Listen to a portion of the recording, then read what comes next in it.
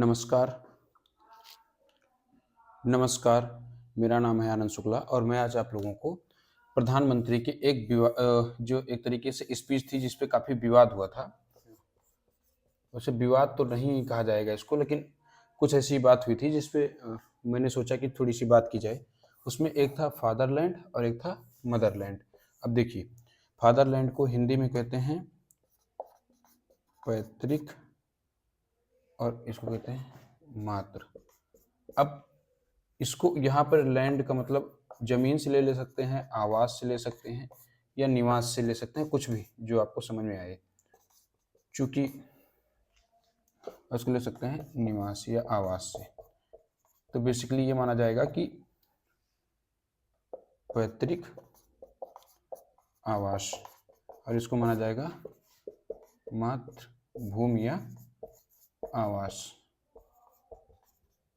इसको भी आप भूमि लिख सकते हैं अगर चाहें तो।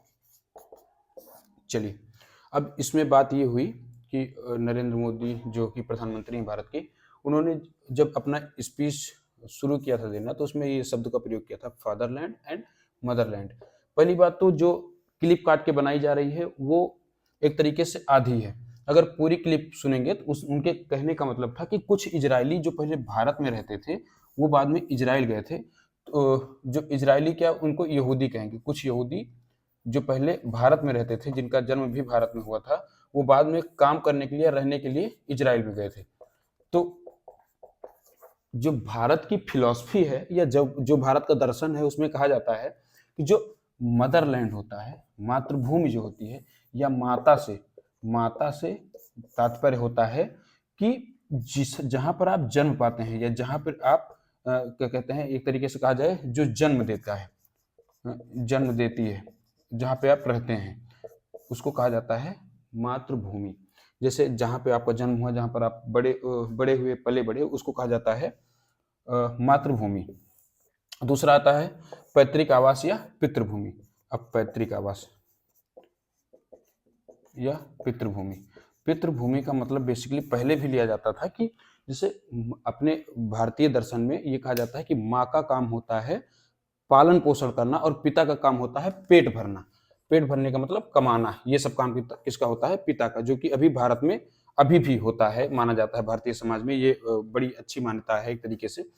तो अगर इसको आप पूरा सही से उठा के देखेंगे तो जो आदमी जहां पर रहता है उसको वहां उसकी मातृभूमि हो गई, लेकिन वो जहां पर जाके काम करता है वो उसकी पितृभूमि हो जाती है।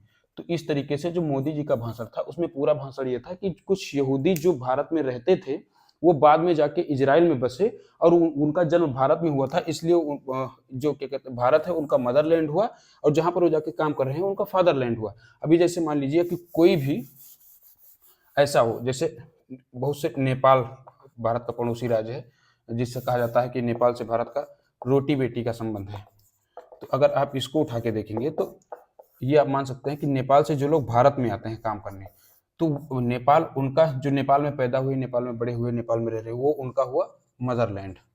और जो आकर अपने यहाँ काम करते हैं वो उनका हुआ फादरलैंड, क्योंकि जो पेट भरते हैं वो अपना अपने देश में आके भरते हैं, भारत देश में। तो इस तरीके से माना जाता है कि जहां पर वो काम कर रहे हैं वो उनका फादरलैंड हुआ, क्योंकि वहां से उनके इनकम का स्रोत बन रहा है। लेकिन जो उनकी मातृभूमि है वो उनका क्या हुआ? मदरलैंड। तो इस पे इतनी हाइप बनाने वाली कोई बात नहीं थी, क्योंकि अपने यहाँ एक ये भी बात चलती है ना कि अगर किसी चीज को फादर से बोल दिया जाता है तो लगता है वो महान हो गया, वो बड़ा हो गया, या उसको एक तरीके से स्ट्रांगली लिया जाता है, जबकि बात ये गलत है। फादर का अपने जगह का जो काम होता है वो होता है, मदर का अपने जगह का काम जो होता है वो होता है। अगर किसी ने भारत को मदरलैंड बोला है तो इसका मतलब ये मानिए कि भारत ने उस चीज को जन्म दिया है या वहां से उनका जन्म हुआ है, तो इसको गलत एंगल में या गलत वे में नहीं लिया जाता है। तो एक ये बड़ा मिसकंसेप्शन था कुछ दिन से, तो इस पे मैंने सोचा कि थोड़ी सी बात की जाए। और जो कि एक बात और ये है कि पीएम का जो स्पीच होता है वो टॉप आईएएस लिखते हैं, या जो टॉप मोस्ट स्पीकर्स, या एक तरीके से माना जाए जो मीडिया के टॉप एडिटर होते हैं वो लिखते हैं। तो उसमें बड़ी कम गलतियां होती हैं, कभी बाई चांस होता है कि गलती हो जाए, बाकी वो किसी न किसी तरीके से इंटेंशनली लिखा जाता है, उसको ऐसे हल्के में नहीं लिया जाता है। वो उनकी बातें थोड़ा गंभीर होती हैं, उनको ऐसे अगर आप मतलब थोड़े से वे में आप समझने की कोशिश करेंगे तो हो सकता है आपको समझ में ना आए। तो ये बातें थी जो आपको बताना जरूरी थी। अब देखते हैं आगे नेक्स्ट वीडियो में, तब तक के लिए धन्यवाद।